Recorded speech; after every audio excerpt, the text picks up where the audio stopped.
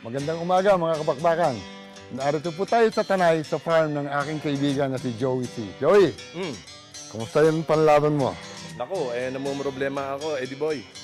Kasi itong nanalo sa Enertone Challenge na hindi nasugatan. Pero tingnan mo naman ang bagwis niya. Oh, nakita mo, tabas. Aba, oo nga no. Pero meron akong alam na sagot dito sa problema na ito. Talaga? Kasi Oo. kailangan to, pangulagin pa natin, di ba? Hindi Kasi kailangan, pagka inilaban Joey. ko to, lulusot na yung hangin. Hindi kailangan. Pwede nang mailaban yan after 1 week kung gusto mo. Ganun ba? Ano gagawin natin? Dudugtungan natin yan ng ganito. Yan yung ginagamit ni Jose Rizal, di ba? Pag Hindi. nagsusulat siya ng El Filibusterismo. Ito ay nanggaling sa pato. Matibay ba yan? Of course!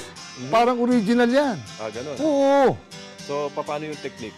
Puputulin natin yan, mga 1 or 1.5 inches sa nating pagdudugtungan ng pakpak na manggagaling sa manok. Sa ibang manok? Sa ibang manok. Yung namatay na nanalo sa'yo dati. Kailangan, Marami ko yan. iniipon mo yon, no? Tapos, bibilangin mo yung pakpak na, Kung pang ilan siya. oo, kailangan kasi kung 1, 2, 3, 4, 5, 6, 7, kailangan yung idudugtong mo rito ay yung pang-pito rin. Sunod-sunod na yan.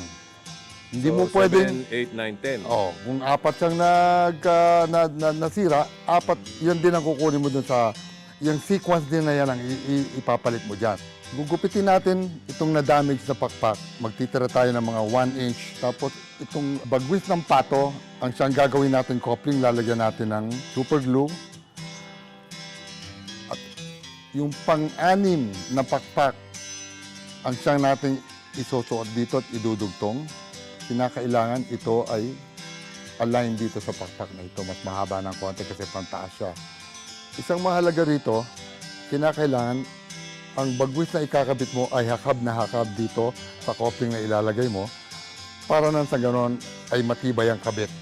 So, kailangan talaga pipiliin mo yung size din ng bagwis ng pato. Pagka maliit ang buto ng bagwis ng manok, kailangan maliit yun. Mas maliit din yung gagamitin mo. Maliit din.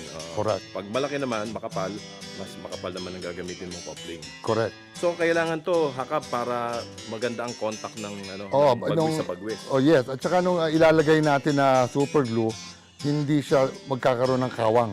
So talagang dikit na dikit siya. Ayun. Para siyang original talagang pakpak ng manok na damage na. Ayun. So, sa Makatwid, Eddie Boy, mailalabang ko tong manok na ito. Miski na mamaya.